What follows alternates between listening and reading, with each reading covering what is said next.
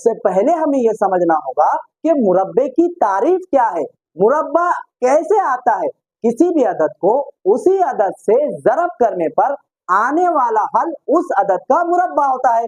तो हमें अगर 3 का मुरब्बा मालूम करना है तो 3 को ज़रब देना पड़ेगा 3 से।